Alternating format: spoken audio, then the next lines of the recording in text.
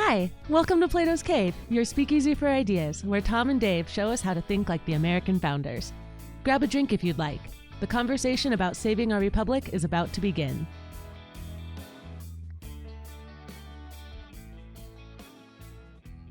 So, Dave, what's new these days? Tom, you look different. I can't tell what it is. Did you get a haircut? Well, I am famous for my locks of luscious flowing hair. That's not. It might be a new jacket. It is a nice new jacket. Yeah. Anything else going on? I think we're in some new digs today. Yeah. This is the first time we're recording in not just a new studio. We at the Vino and Veritas Society, we're classy about these things. So we've given a name to our studio, Plato's Cave. So for those who don't automatically know the reference, yeah, the the sixth book of Plato's Republic is the Allegory of the Cave. Mm-hmm. I remember actually my very first philosophy class in college. Yeah, when we spent an entire semester just on the Republic. Yep, and that chapter, that book of the Republic, stood out to me more than any others. And it's a very appropriate name. You're the educator, you're the classicist, you're the professor.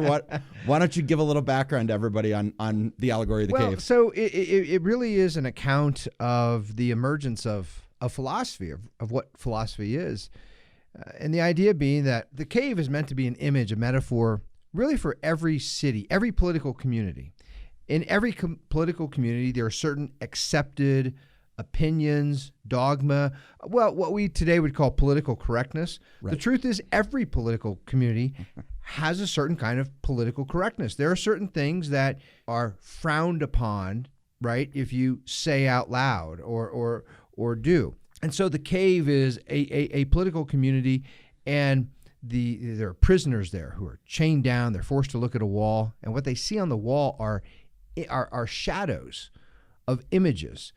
And so they see these images, and the whole idea of philosophy is the philosopher is the one who breaks the shackles, breaks the chains, and leaves the cave, actually goes and walks outside. Right. And when he's outside, everything is illuminated by the sun, and he can see things for what they actually are rather than seeing shadows of images, right, being cast on a wall. It's interesting. I'll paint the little pop culture reference. I'll paint the little picture for those who don't quite understand what we're talking about. There's a lot of people who have written extensive studies on comparing Plato's Cave to the movie The Matrix. Right. Yes. The Matrix is this idea that the machines, they've pinned these people into these pods, and they're tied down in these pods, and they're being shown images. They're being shown what they believe to be reality in front of them. They don't even realize they're not even in reality. And Keanu Reeves' character and the rest of his group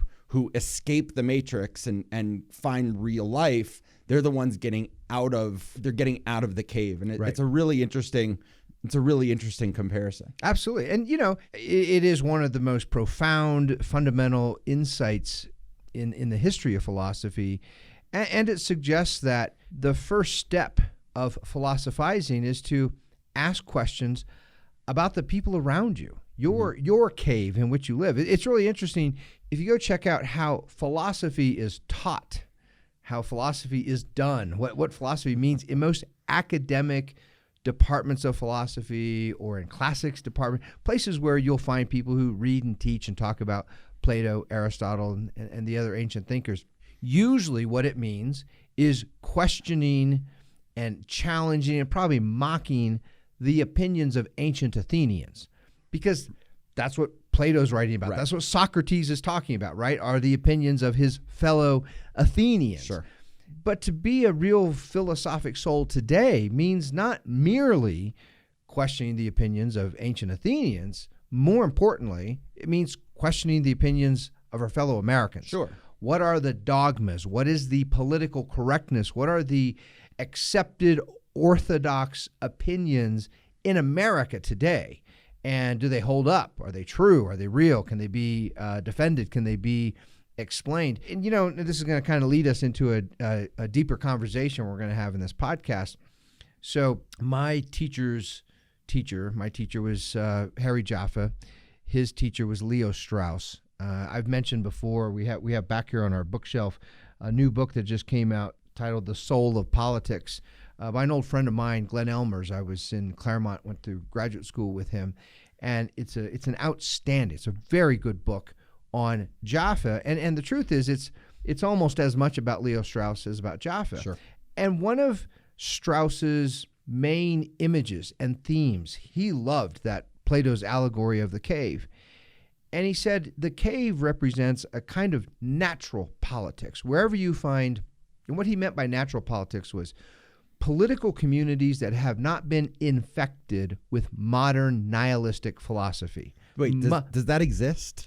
Well, no, and that's his point. That's one of the reasons he emphasized the history of philosophy and political history was trying to recreate what ancient regimes were like, how people lived, how they thought, what they assumed to be true. Because every ancient city, there was a common agreement that there's truth, that truth exists. The disagreements were on the content of truth and the sources of truth. But, as long as you and I agree, Dave, that there is truth, truth exists, the mind can discover truth. I might say, well, truth is rooted in natural phenomena. We have to study nature. And you might say, well, the ultimate truth actually comes from God, the will of God. And we can have a productive, meaningful conversation because we each agree there's truth, and we can talk about these various paths to truth, the various sources and origins of truth. Modern politics, infected by nihilistic, relativistic, postmodern philosophy, Progressives. Progressive. Let's be clear. That's right. Progressives. It is. We're talking about the philosophy that is the philosophy of progressivism. Sure. It leads to a kind of political situation in our modern world that Strauss described as a cave beneath the cave. Think of Plato's cave, right? It's mostly dark, but there's a little bit of light. There's a fire in it that's casting shadows on the wall, and those prisoners could see those shadows, and that's what they thought was real and truth. And the philosopher saying, no, those are really just shadows on the wall. I've been outside and seen the light. That's not actually the truth. Now imagine a cave beneath that cave, which is pitch black. There are no shadows. There's no anything. You don't see anything. You don't hear anything. That's our situation today because progressive, postmodern philosophy has persuaded millions of people that there is no truth to discover. There's no truth to pursue. There's no truth to love. You hear this postmodern idea comes out in the most ordinary utterances that we hear all the time. Someone might offer a judgment about someone's behavior, someone's actions, someone's habits, maybe saying something is disgusting or shameful or wrong. How often do we hear someone say, well, who's to say what's right and wrong, right? What do they mean when they say that? What they mean is there's no objective right and wrong. You can't say someone's actually wrong or shameful or embarrassing or anything because there is no right or wrong. That's that postmodern premise that there is no moral truth, there's no political truth to pursue, which really makes philosophy impossible. It means there's no truth to pursue, right? No purpose. There's no purpose to philosophy. I mean, think about what that really means and how that applies to modern politics and modern progressive culture. If there is no truth, what is the incentive to stop being bound down in the cave, right? I mean, Plato's cave is you are bound down by chains to the walls, to the floor. You are controlled. You are being told what is true, what is in front of you. And if there is no truth other than what people tell you is true, what people tell you is reality, you have no incentive to go try to find it. So you talk about this in a way that we still keep going back to people tend to think that people like Aristotle are irrelevant in today's modern world, right? We have evolved beyond Aristotle. That's a foundational idea of guys like Dewey and Woodrow Wilson. We have evolved beyond the classic ideas. But all they're saying is stop trying to find truth. There is no truth. We've realized the truth is whatever we tell you. Right. So you have no incentive to try to get up off the floor of the cave. You have no incentive to try to break the chains and walk out and see the light, see the illumination of the sun. Yeah. And, and here you see, this is one of the lessons I learned from another one of my professors in Claremont. We used to joke, we graduate students, about the Harry and Harry show. There are two professors, both of whom shared the first name Harry Jaffa, about whom I talk often, and also Harry Newman. And Harry Newman was, in my opinion, one of the foremost interpreters of Nietzsche. He was a professor of the kind of postmodern nihilistic philosophy we talk about, and he was honest about it. What that means is he would say, look, if you believe this postmodern stuff that I'm teaching, then there's no reason to love anything or hate anything. There's no reason to oppose anything. There's no reason to embrace anything. There's no objective ground to say that death is better than life or life is better than death. All there are just arbitrary, meaningless opinions and exercises of willpower. And these two, Harry Jaffa and Harry Newman, they were friends with each other. Now they were teaching very opposite things. They often co-taught a class. Sometimes they would give it. It had various titles. Sometimes it was Socrates versus Nietzsche. Sometimes it was natural law or nihilism. Right? They would give them these kinds of provocative titles. But these two would come into a classroom, and together they would show that these really are your options. And one of the things I learned from Harry Newman is the utter human impossibility of nihilism. If the universe really is nihilistic, if there is no moral meaning, no moral purpose, no end, no telos, no goal at all, it is incomprehensible to the human mind what that could even mean. And we see this in the little error that every freshman philosophy major makes when he says, there is no truth, and that's the truth, right? It's true that there is no... Even when someone who wants to assert this view of nihilism still has to fall back on a claim of truth. He can't just assert it. What Harry Newman proved is just because you don't necessarily agree with something doesn't mean you shouldn't study and understand it. That's right. And it goes back to you advocate for, we've all talked about, you shouldn't just say, oh, Marx was some stupid idiot and I'm gonna throw away whatever Marx wrote, and I'm going to throw away all of these things. You can study what he said so that you understand what he was advocating for and compare it to other things. And that sort of comparison is really important. In fact, I would argue it's necessary. Years ago, I walked into it was a political conference, and this is before the events had begun. I was actually one of the speakers there, and I had walked in, and there were four older gentlemen sitting huddled around in the back of the room, and these were four of the, I won't name names, but these were high-powered, influential donors to conservative organizations. They send lots of, probably many listeners of this podcast would know their names immediately. And as I walked by them, they were mocking Marx, and I heard one of them say he was crazy, and I stopped. I said, I'm curious, have any one of you here actually read Marx? Turns out they had not read Marx. I said, I have. I've spent years. I've read everything that Marx published, and even some of his unpublished letters and things like that. And I can tell you that he was not crazy. He certainly was not stupid. He certainly was not learned. He was very learned. He was very sharp and very smart. In fact, to the degree he built a comprehensive system of explaining everything in the world, all human phenomenon.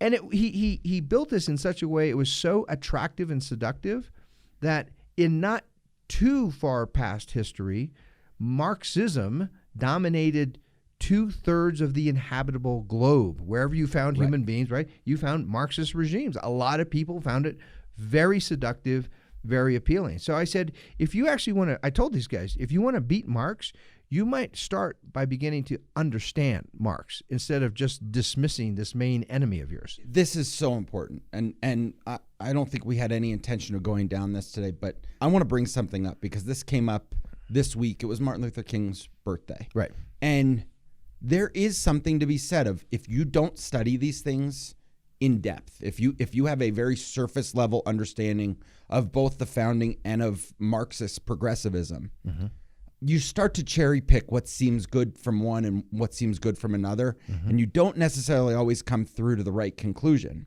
And Martin Luther King was an amazing man and did some absolutely incredible things, and he deserves a lot of respect, and he deserves the day that we give him, and probably more. I am a staunch advocate for the freedom that he wanted.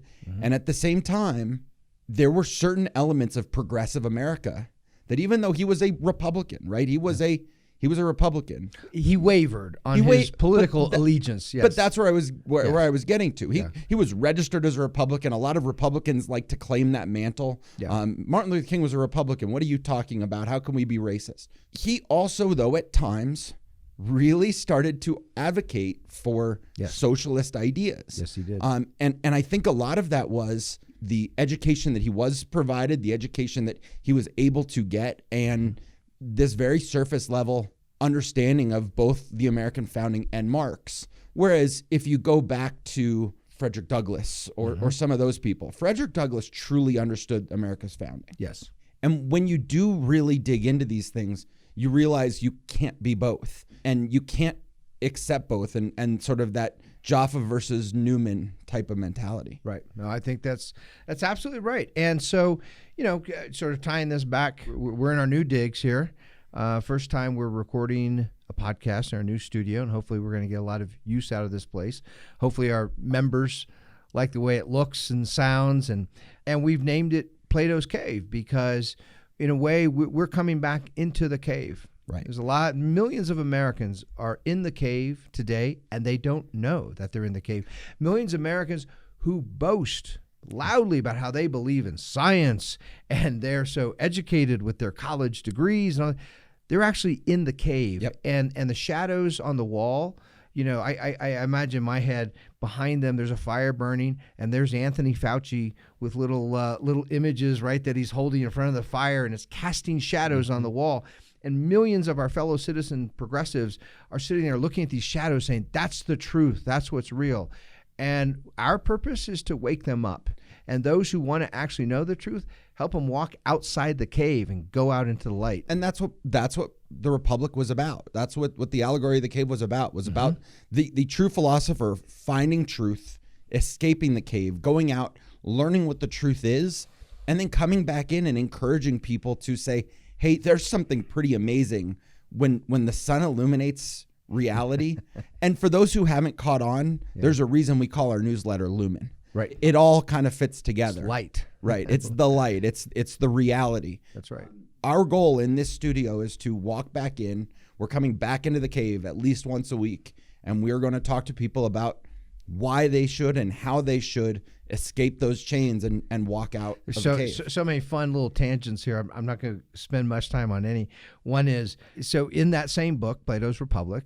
Now, it's interesting when we talk about Plato or Platonic philosophy, there are great disputes and lack of clarity about this because Plato, he never wrote anything in his name. He never said, I, Plato, right, believe this, or I'm making this argument. He wrote dialogues. They're essentially plays. And so you see this cast of different characters, and different characters, typically Socrates is the main character, but there are always other characters as well, and they're all making different arguments. And so the question is, well, which argument does Plato believe? At any rate, in that same book, The Republic, Socrates gives an account of sight, which he calls the most noble of all the sense perception. I mean, he's not saying that smell and hearing and taste aren't important. He's just saying sight is the most noble of all of them because it's the thing that helps us most understand everything around us. It's why blindness, right, is such a terrible it's a terrible thing if you lose the sight of your eyes because we rely on our eyes so heavily. And in describing sight, he said there are three fundamental things that are necessary for sight to occur. Number one, you have to have healthy eyes that are capable of seeing. Number two, you have to have an object that can be seen. He says, but even if those two things are are present, no sight will occur until there's a third thing, light.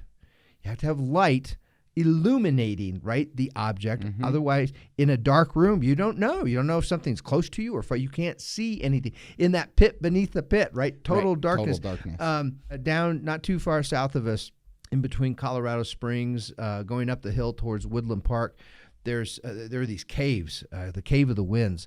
And if you go, they do a little tour in the Cave of the Winds. And at one point, they turn off all the lights. Yep. And if you've never experienced this, I mean, it is the blackest, darkest of all darkness. You literally cannot see.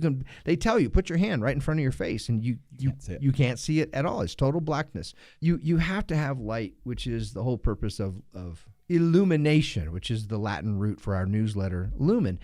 I also wanted to point out, we're talking about caves and trying to replace myths and illusions and assumptions and prejudices and dogmas with truth, insight to truth. And I mentioned before Harry Jaffe and his teacher Leo Strauss. Strauss warns specifically about this. He says, when a thinking mind engages in philosophy and starts to question things that he assumed to be true and starts exploring, challenging, make some progress on this philosophic quest towards truth, he tends to start associating with other philosophic minds, other philosophic souls who are doing the same thing. It's a natural thing. We like friends, and we like friends who are interested in the same thing. The problem is when you start getting a group of philosophers together, or philosophic minds, they quickly become a school. They quickly become, right, a kind of cult who all agree on the same things. They're all reassuring and reaffirming each other. And so Strauss points out the truly philosophic soul has to leave that circle. He calls it the charmed circle of friends at some point and go out into the marketplace of ideas. Go out among people who don't have the same opinions, who don't have the same insights, and test, right? That philosopher has to test what he's been thinking, what other people are thinking.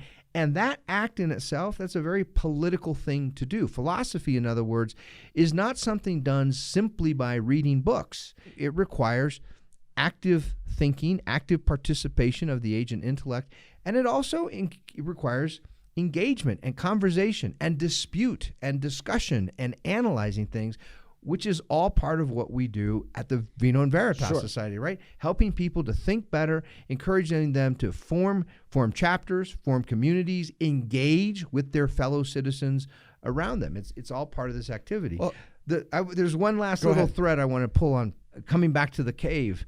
In the Republic, Plato, he says, now, when the philosopher leaves the cave and he goes outside and he can see the sun, he can see everything illuminated by the sun, he really sees things for what they are. He now realizes that what he had been seeing in the cave were just shadows of images. It wasn't reality. It wasn't the way things really are. And then when the philosopher goes back into the cave, and he goes and he talks to, those are his friends. Those are people he was living with, right? Right. In the cave. He says, hey, everyone, you're being fooled. You're being misled. Those images on the wall, that's not reality. Right. Come outside and see with your own eyes. Look into the light and look at it. Plato says those cave dwellers will hate him for it. Not thank him, hate him, because he is now disrupting everything that they assume to be true, everything that they hold near and dear and sacred. Plato even said they might even kill him. They might kill him because he's such a threat now to everything they think is most important. Well, think about how that applies to today, right? I mean, we hear all the time, and I've heard this from our members and I've heard this from non-members of the Vino Veritas Society. You guys have good ideas and we get it and this is true and this is right and I get what you're saying, but is it really possible? Is it really, I mean, can we really survive if we just throw out this whole progressive model that's taken over America? Right. I mean, millions of people are going to die, right? I mean, I hear that all the time. I hear from all kinds of people. I get it, but are you really going to take welfare away from people? I mean, think about all these people who are just going to die tomorrow.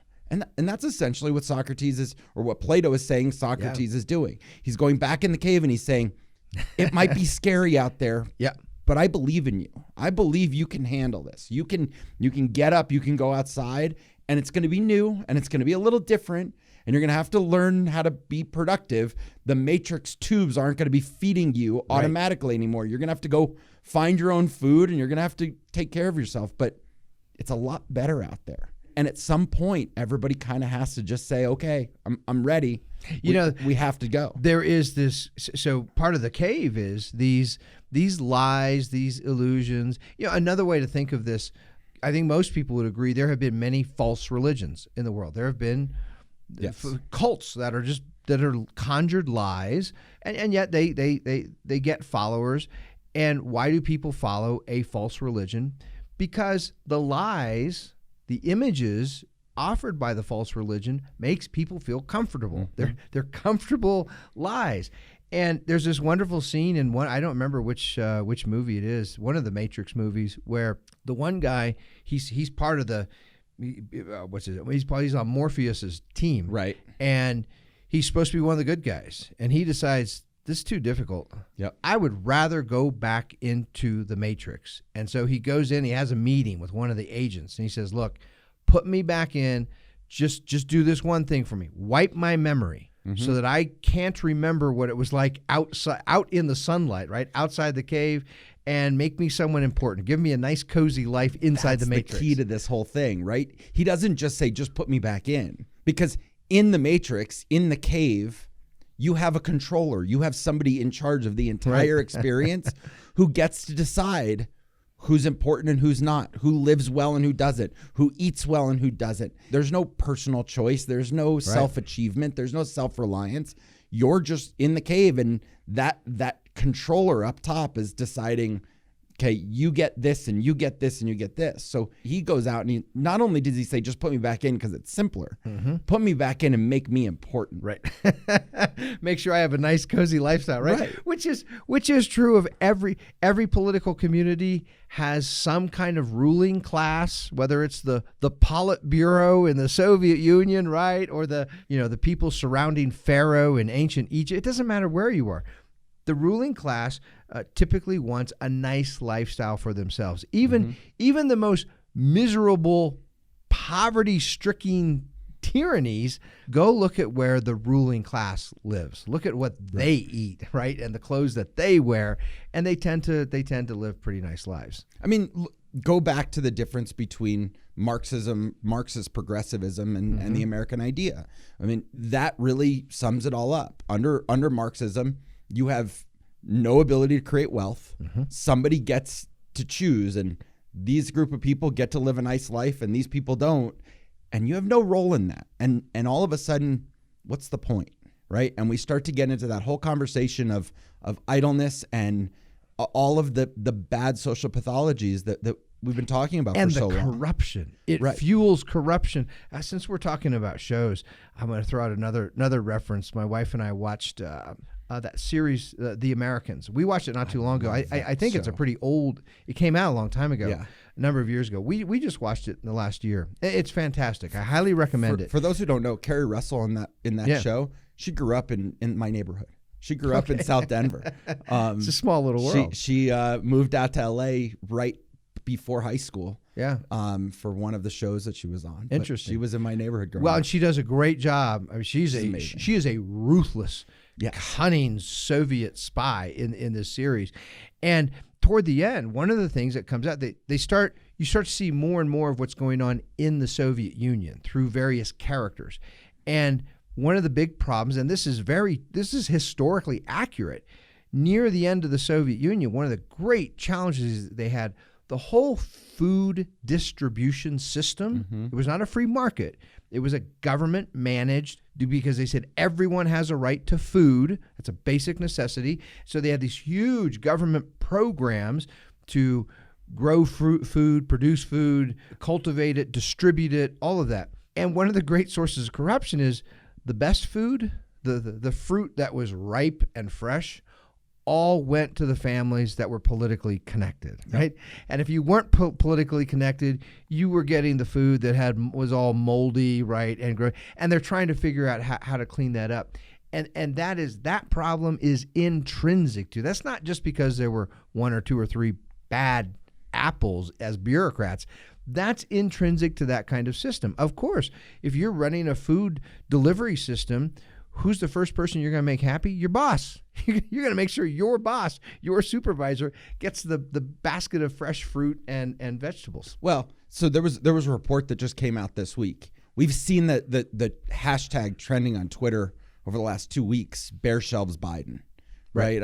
I think everybody's seen that. Where I saw a video this morning of a Trader Joe's in Brooklyn, New York, that literally there was nobody in there because there was nothing to buy. Right. It was empty. I mean, wall to wall, shelf to shelf, empty. But then you go to the same Trader Joe's in DC, it's a totally different story. You bet. They have their food. They've got plenty of supplies. They've got everything they want. Yep. And it just shows that difference. And really that comes down to, we should have seen this coming. Anybody who didn't see this coming wasn't paying attention. And that's the reality. Or anyone who didn't see it coming lives their lives in a cave looking at the shadows. What's the equivalent of the shadows today? Everything that people on CNN and MSNBC and in the New York Times and the Washington Post, what they tell you, those are the shadowy images of the wall.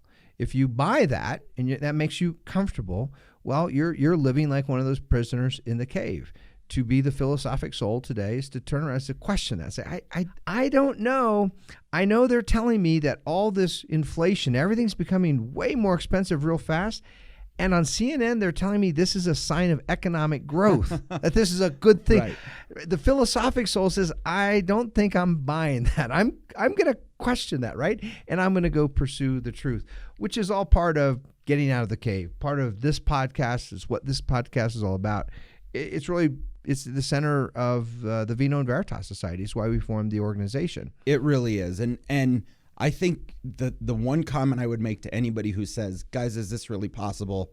Can we ever really get out of the cave? Can we ever really eliminate progressivism? Is that even rational, reasonable? Can we handle the potential millions of deaths or whatever that might come from it? My response is, if not now, when? Yep. If you're not going to do it now, when you're seeing, I mean, we are on the verge of some very scary things over the next decade. And they're on our doorstep. And all these climate change people are out there saying the world's going to end in 12 years. Right. And I'm sitting here saying we're going to be starving in the next 12 years. Winston Churchill once remarked, he said, in typical Churchill fashion, the future, while imminent, is unclear. And it's unclear because so much of what our future is going to be, I mean, there's always chance. By chance, bad things can happen. Sometimes things that are beyond our control. That's part of reality. And so much of our future, our destiny, our fate is decided by our choices. Nothing is inevitable. And as long as we are free to think and make choices and oppose those who want to control us and regulate our lives, we literally can change the course of history. History is not some inevitable, great force that just steamrolls over human beings and grinds them up. Now, history is what we actually choose it to be. And the question is whether we're going to go along with those who are holding the little images in our cave and showing us flashy things on the walls and telling us to believe all that, or whether we're willing to actually think. And it goes back to, here at the Vino and Veritas Society, we have a list of precepts and we have 4 core virtues. And what those represent is the challenge of being a truly free, self-governing human being. It turns out, what did Jefferson say? If you want to be ignorant and free, you expect something that never was and never will be. I mean, there's a lot of, right? If you want to be thoughtless, stupid, lazy, dependent, and you expect to be free, you're expecting something that's impossible. It turns out to be self-governing and free. requires a whole lot. It requires a lot of work. It requires a lot of productivity. It requires a lot of thinking and cunning and savviness on the part of those who will remain free, which is why we are, right? We're a patriotic organization. We're a social organization. We're also an educational organization. We are about learning and thinking to equip ourselves with the tools that our minds need to preserve our own freedom. Sure. So if you're going to get out of the cave, from Plato's perspective, the primary purpose here is a pursuit of truth. Mm-hmm. The truth is illuminated outside of the cave. Mm-hmm. And that's really what we're going to be doing here. And I think you could say the founders were trying to do the same thing. And we've talked a lot in the past, and we still believe part of the goal of this podcast is to teach people to think like the founders. Yes. Because the founders were looking for the same thing. They were in the British cave. They were in the British version of the cave. Yes. And they were fighting their way out. They were chained down, and it wasn't just a simple, let's just discover the truth and we can walk out of the cave. They started to figure it all out, and they got out of their chains, and there were thousands and thousands and thousands of soldiers saying, get back in the cave. Get back in there. You don't get to be free. You don't get... You have King George. King George is going to tell you when you can move and what you should see. That's right. You can't get out of the British cave. So they did, and they fought their way out. And we want to continue to learn to think like the founders and explore whether it's Aristotle or the founders or Locke or Jaffa or Newman or Strauss. Continue to learn how to think like they thought. And that's not an easy thing to do. And I don't expect that you or I will ever do that, or that any of our other members will ever do that to the ultimate level. But that's the pursuit. You put your finger on something really important here, Dave. We might not talk about this enough. We probably should talk about this more. One of the reasons we created the Vino and Veritas Society, and one of the reasons our organization is very different than a typical school, typical college. You enroll, maybe you go through 4 years typically and get a bachelor's degree, something like that. We understand that learning is a lifelong enterprise. Mm-hmm. It's not just about 4 years as an undergraduate or 2 or 3 years as a graduate student, right? Yeah. It's the rest of your life. I mean, when I think about myself, when I introduce myself, I very often will describe myself as a student. I'll say it's really the only thing I've ever been good at. I'm a good student. Yeah. And I discovered I could keep being a student. I could keep learning, reading things I was interested in, talking with smart people by being a teacher. A good teacher is by definition a good student if they're really good at it, because they're intellectually curious. They want to keep learning, which is why they are bouncing ideas, debating books, arguments, ideas, and all these sort of things. And so, we take this view of learning as a lifelong exercise or activity. We don't look at learning as one tick on a checklist of things to do. Go read this book, or go take this test, go get this license. This is the modern progressive way, right? You go get licensed as whatever your profession is that requires you to be. And once you're licensed, now you know what you need to know about that subject matter. That's not how we look at education. We look at it as this continuous process of digging in deeper and deeper and deepening our own understanding, and helping others to do the same by engaging in discussion. It's the root of college, right? That Latin root, colleague. Yes. College comes out of the idea of studying with your colleagues. Right. As partners. As partners, and learning from each other and learning together and exploring ideas together, which goes back even to one of the things we modeled the Vino and Veritas Society after, and that's Benjamin Franklin's Leather Apron Club. That's right. That was a group of colleagues getting together, writing, talking, listening to each other, learning from each other. And that's what we hope this studio becomes. This is not just for us. We call it a speakeasy for ideas, right? Benjamin Franklin wasn't just sitting in his shop, in his print shop, saying, I'm going to sit here and I'm going to solve all the world's problems. He was inviting his friends in. Yeah. And it's a speakeasy in that we're not making it public where we are, right? But there's going to be occasions we're going to invite some friends in. Well, and I was gonna point that out, right? A speakeasy. This goes back to the whole. Well, this goes back to this is a term that comes out of the disastrous experiment of prohibition in the 1920s and the early 1930s, where by way of constitutional amendment, the United States government decided to prohibit the manufacture, sale, and transportation of alcohol. And so these private, they couldn't openly market themselves as bars or clubs because they'd be put in prison. They'd be arrested. So they were illegal underground establishments because people still wanted to get together and socialize and drink and talk. Those were speakeasies. And it meant it was kind of a risky thing going into a speakeasy. It was a risky thing running a speakeasy because you were running an illegal, you were in violation of federal law. And, when we think of Plato's cave, attempting to philosophize, attempting to think for yourself, to discover the truth, to ask questions that might not be popular, might seem strange to others, is a risky thing, is a dangerous thing. I mean, I don't want to dramatize this, but I also don't want us to forget what was the fate of Socrates? What happened to Socrates?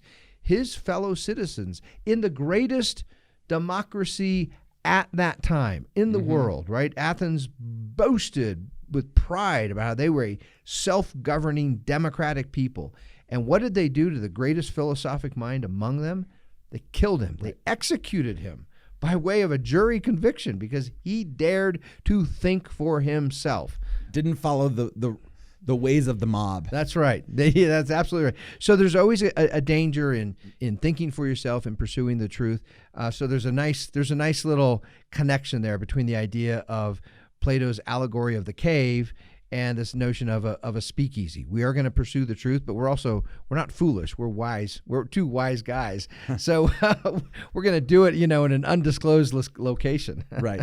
So the first step in taking that step outside of the cave, the first step in getting out, that pursuit of truth, I think goes back to where we left off in last week's podcast. And once again, we talked a whole lot and didn't leave ourselves a whole lot of time. But I think we can kind of get started going back to this idea of where does law come from? Yeah. Who decides what those chains are causing those chains, and who decides what life is like when you get outside, when you're in the truth, when you see the light from natural sunlight. Yeah. What is the source of law? So here's a great sort of exercise in Socratic philosophy is to raise the question. We posed this last time, and I think it's worth restating. Is murder prohibited by law because murder is wrong? Right. Or is murder wrong because it is prohibited by law? Now, if you agree with that second statement, murder is wrong because it is prohibited by law, immediately all kinds of problems crop up. The most obvious one being, well, the laws could change. What if the laws, rather than prohibit murder, what if the laws allowed murder? What if the laws commanded murder, commanded you to go engage in murder? Would murder become right because the laws now command you to do it? And I want to echo, you said this in last week's podcast. I want to reinforce that because it's really, really important. A lot of people will hear you say that and say, oh, nobody would ever do that. It's happened. This is not new. It's actually happened multiple times throughout history. And you go back and you look at Nazi Germany. They commanded people to kill. And there have been philosophic and legal debates for decades, for generations since the Holocaust happened. What should you do to the SS officer or the guardsman at a concentration camp who was knowingly being told, go kill those people? Right. And they did what they were supposed to do because it was the law. It was lawful. It was lawful. It was not morally right. I mean, that's the argument we're going to make. But it certainly was lawful. They were acting in accordance with the law. And here, I want to connect this, and we are likely going to have to continue this on in another discussion, I think, because we only have about 10, 15 minutes left. I think we're going to be continuing this on for the next year. Well, I agree. I just want to make sure our listeners know that there's much more to be said about this, and I want to connect. I don't want our members to think, well, this discussion is only relevant to things that happened a long time ago and far away, like Nazi Germany in the 1930s. This cuts right to the core of the greatest debates among legal scholars and jurists in the United States in the last generation. Now, we've had decades of liberal judicial activism. Judges from the Supreme Court and lower courts, right? They have this firm belief that the Constitution is a living document, that its meaning evolves over time, that judges, when they're judging cases, they should not be bound by the original intent or the original meaning of the words of the Constitution. So they've been making public policy in the disguised as Supreme Court opinions and other court opinions. So what has the conservative response been for, basically for 4 decades? Some of the most talented, intelligent, influential, conservative thinkers have said, no. It is not the job of a judge to make policy and everything. It is to enforce the law. Right. Whatever the law is, whether the judge likes it or not. This is the position of William Rehnquist, the former Chief Justice of the Supreme Court. This is the position of Robert Bork, who gave rise to the word borked is now in most dictionaries, right? All these prominent conservative legal minds say their response to liberal judicial activism was to say judges should simply uphold the law no matter what the law is. They should respect the will of the people. Now along comes my teacher, Harry Jaffe, and says, well, wait a minute. They're both based in moral relativism. Right. Because what happens when the will of the people is to enact some really bad law, some unjust law? We could look at laws and policies like what you're describing in Nazi Germany. We can look here within our own history. We had laws protecting the institution of human slavery. Yes. So when you're a judge and you're judging a case and it involves a law that permits and regulates the conduct of slavery, do you just say, well, I'm a judge and so I defer to the will of the people? If the people have enacted laws, allowing slavery, then I have nothing to say about it? Or do you say this law is fundamentally and morally illegitimate because it violates the rights of human beings, and therefore I'm not upholding the law? That debate has happened right here in an American context at the highest constitutional and legal levels. It doesn't require us to go to foreign places or faraway times. It's right here. Well, and you're right, and it doesn't require us to go to foreign places, but I think there's also a conversation to be had about that. We live in an age today where, because of technology, because of the industrial development of much of the world, we live in a fairly global economy. We did a podcast, we did 2 actually that were applicable here several months ago or a month or 2 ago. One talking about the economics of sports, and one talking about local subsidies for international economics, international trade. Right. And we talked about sports in that context as well. And we do talk, it's one thing to talk about Nazi Germany that was almost 100 years ago when the Nazis rose to power. Yep. It's another thing right now where you have Uyghur Muslims in China, 3 million of them in concentration camps, being forced labor, slavery, organ harvesting, murder, all of these horrific things. And we just do nothing. Well, and I want to connect that here to our point. It's lawful there. Yes. It is a court. Those injustices have been enshrined in law and public policy. And so, here within the context of disputes in American jurisprudence, basically you have 2 camps. I'm going to kind of generalize, but this is true. Progressives say there is no right and wrong, therefore public policy should be whatever judges deem public policy to do.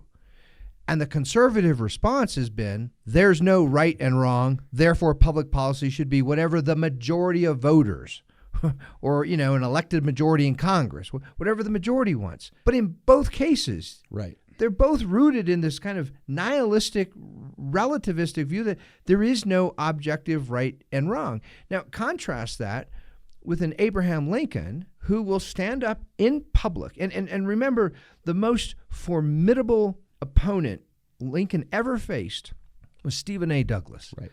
And Douglas was smart, he was cunning, and he offered an illusion, a myth to the cave of America that was so seductive, and it made everyone feel good. And what's the myth that he offered? It was this idea that there is no right and wrong. Whatever you want to be right is right for you. Yeah.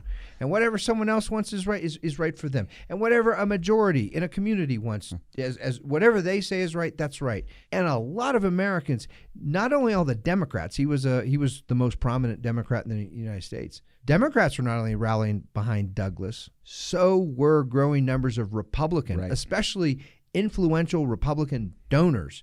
They started saying, hey, do you see that Stephen Douglas guy? Like, this is our path to win elections and avoid civil conflict. Because we don't need to be talking about whether slavery is right or wrong. People getting fights over that stuff. Let's just embrace this idea of popular sovereignty by Stephen Douglas. And it's in this context that Lincoln stands up and says, no, slavery is intrinsically wrong, always wrong, even if it is supported by 90%, 95, 100% of the voters, it's still intrinsically wrong because every human being has intrinsic, inherent natural rights, and those slave policies violate that. Let's put that in the context of the cave. Yeah. Popular sovereignty is a network of caves, tunnels that go to these network of different caves. And if you don't like this cave, just go to this other cave. You're still going to be chained down. You're still just going to see a little bit. But it's that cave below the cave that Strauss talked about, where you're now going into separate little caves. If you want a cave of slavery, you go to this one. And if you want a cave where slavery is kind of looked down on, but we're not going to outlaw it, what was it, Maryland or Virginia, that was part of the North, but also allowed slavery? Well, Maryland and Delaware were the two northernmost slave states. Right. So they kind of sided with the North, and you had a lot of northern attitudes. Sentiment, But at the same time, they were allowing slavery. So there's one cave, right? You almost had 13 colonies and 13 different, and I guess by Civil War we had more states and territories than that. But you had all these different places, and you want to go to this cave, you can go here, but you're going to get bound down when you get there. Lincoln was the only one saying, stand up, there's truth, get out of the cave.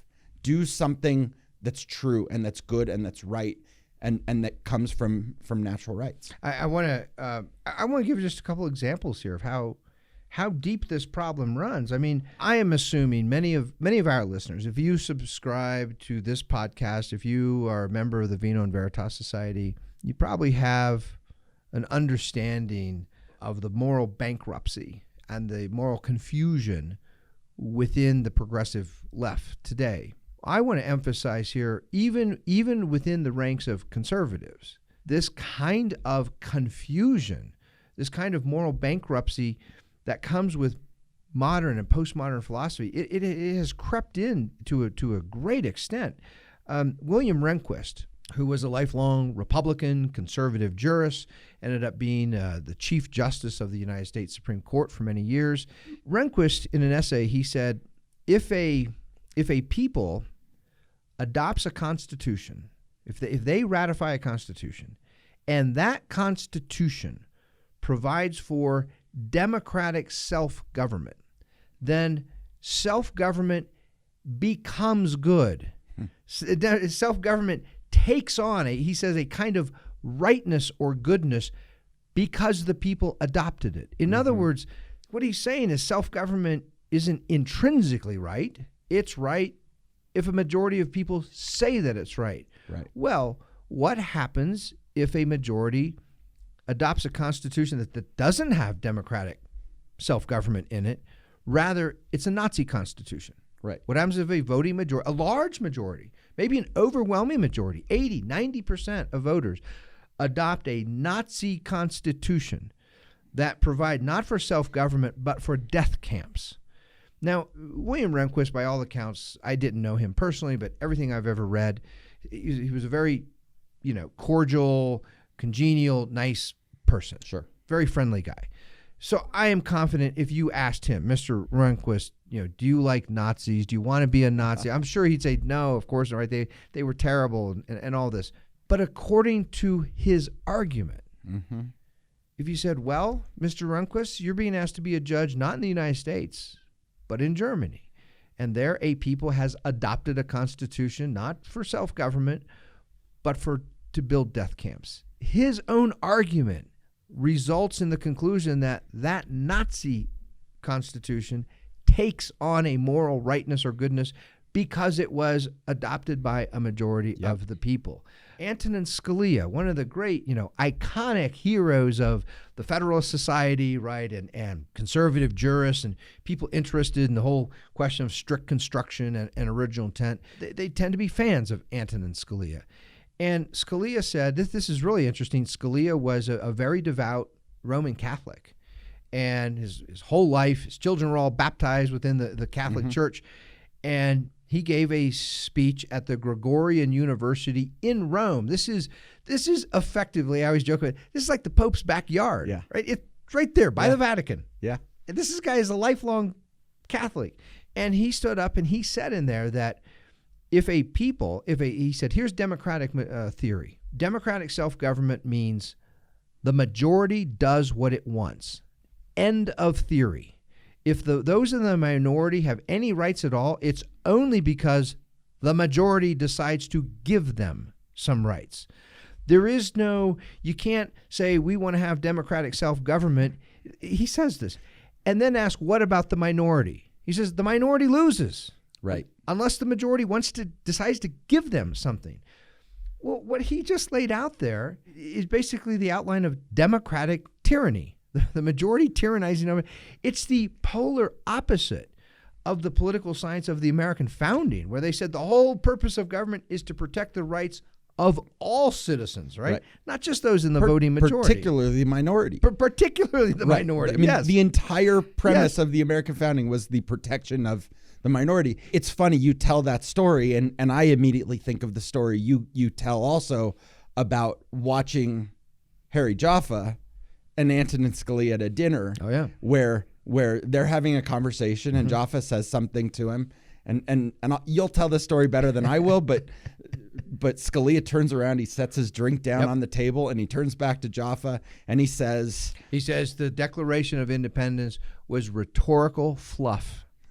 It didn't have any meaning. He said the only thing about the Declaration of Independence that is important to know is it whipped up the enthusiasm of a bunch of 18-year-old boys so that they would go out and fight the British. Which isn't untrue. That's not but untrue. There's more to it. He says, but that document and the ideas in it are irrelevant to the United States government, to the conduct of any officer of the United States government, including judges on the Supreme Court. Irrelevant to the work that they do.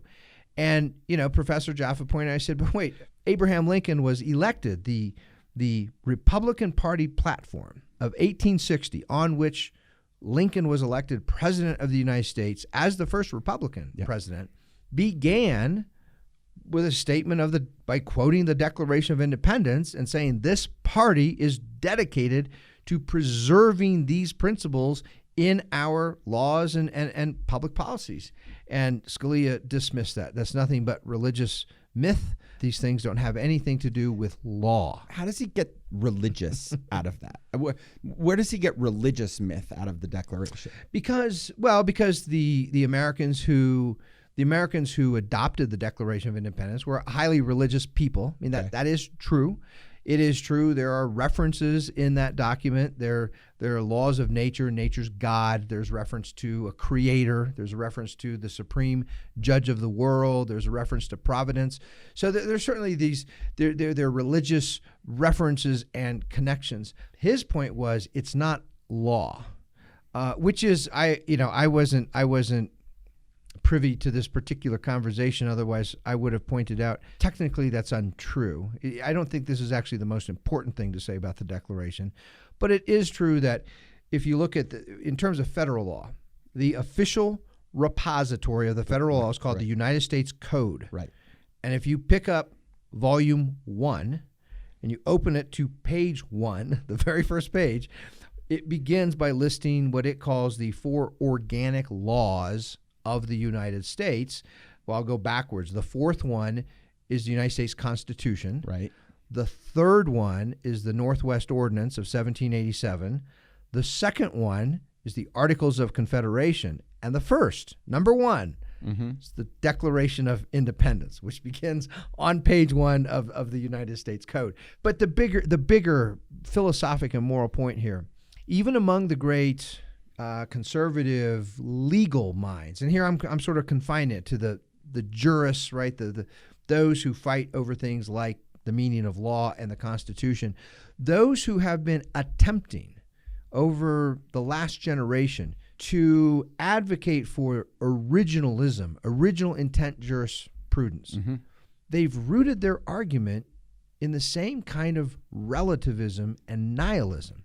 The law is whatever the majority says the law is. Right.